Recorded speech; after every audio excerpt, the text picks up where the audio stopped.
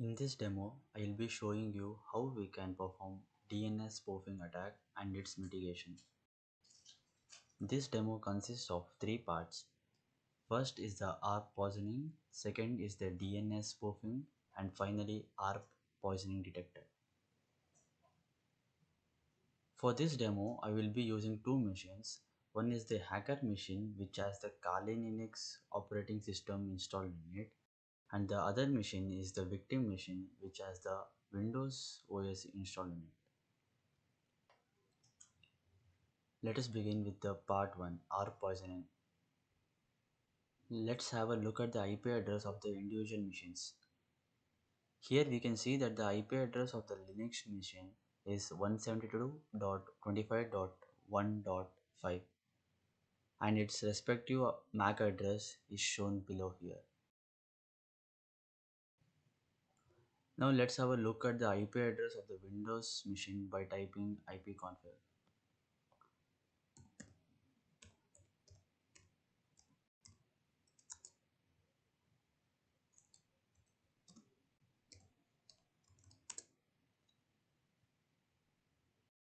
The IP address of the Windows machine is 172.25.1.4 and its respective MAC address is shown here.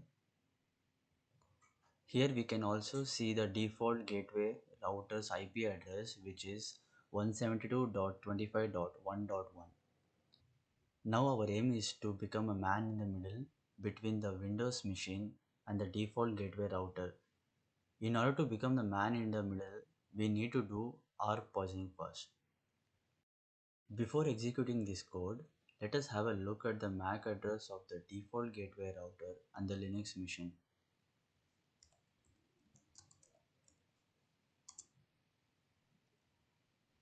Here the first IP 1.1 belongs to the default gateway router and the 1.5 belongs to the Linux machine. Here we can see that the MAC address of the default router and the Linux machine are completely different.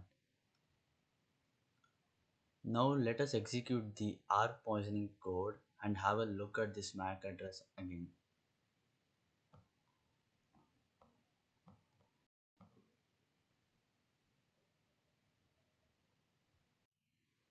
This is the ARP spoofer code which I will be executing right now.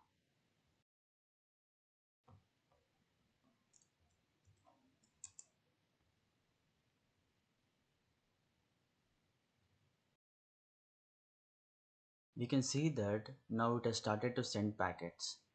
Let us have a look at the MAC addresses again.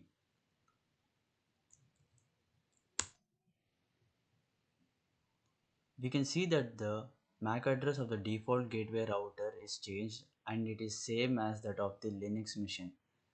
At this moment, we have successfully placed ourselves in the man in the middle between the default router and the Windows machine. From now on, all the packets can be monitored by the hacker since all the data sent to the default gateway is redirected to the hacker's PC.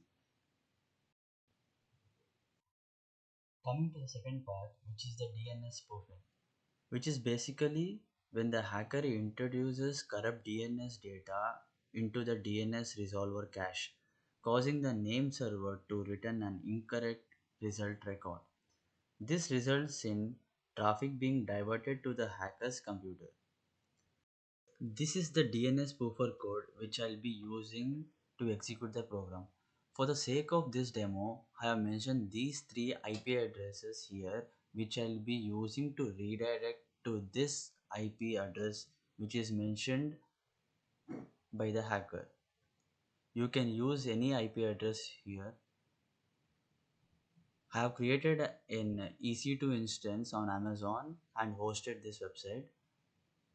Before executing the code, let us just try to access these three websites.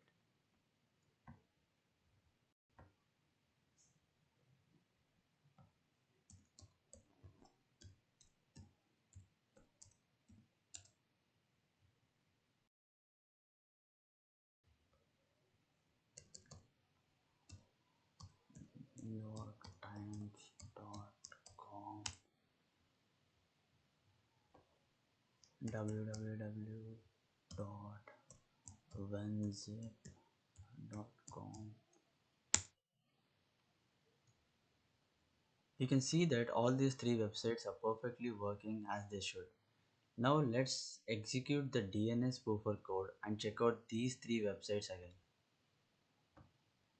In order to do that, first we need to forward these packets. So I will be entering this command. This command is used for enabling IP forwarding between the PCs. We also need to enter the IP tables commands.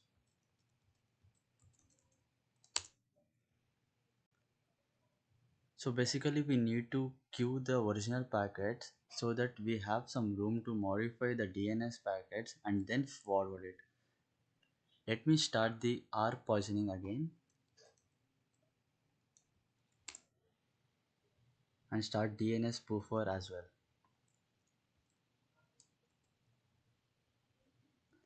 Now let's go and check out those websites.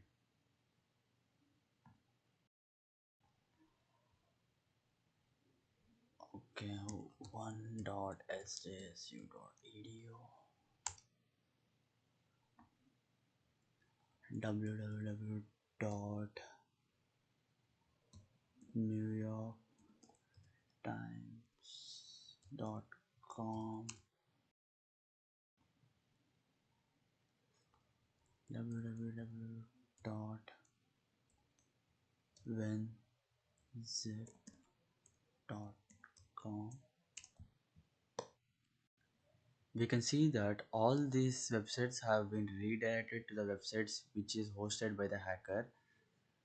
Attacker can use this technique to host a clone website and collect the user's personal data.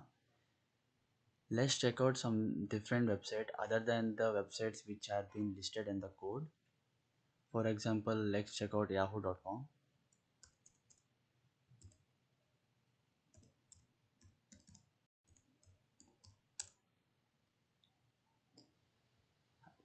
Here we can clearly see that the DNS spoofing is working only on those three sites which have been mentioned in the code and not for other websites. Coming to the final part, let's see how we can mitigate this DNS attack. For this, we'll execute a R spoofer detector code.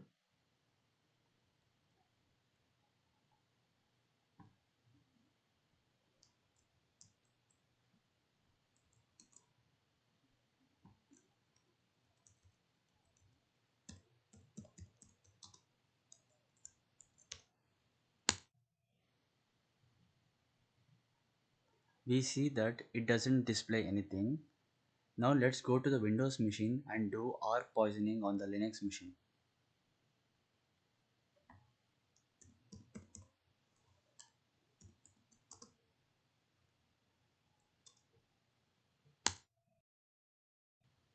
You can see that the packets have been sent.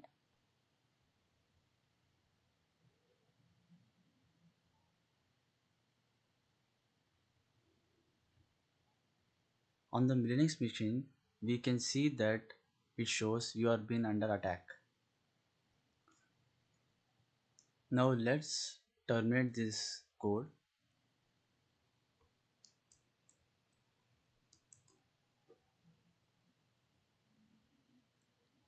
You can see that it stopped displaying the message. So by executing this ARP detector code, we can figure out whether the user has been under attack or not.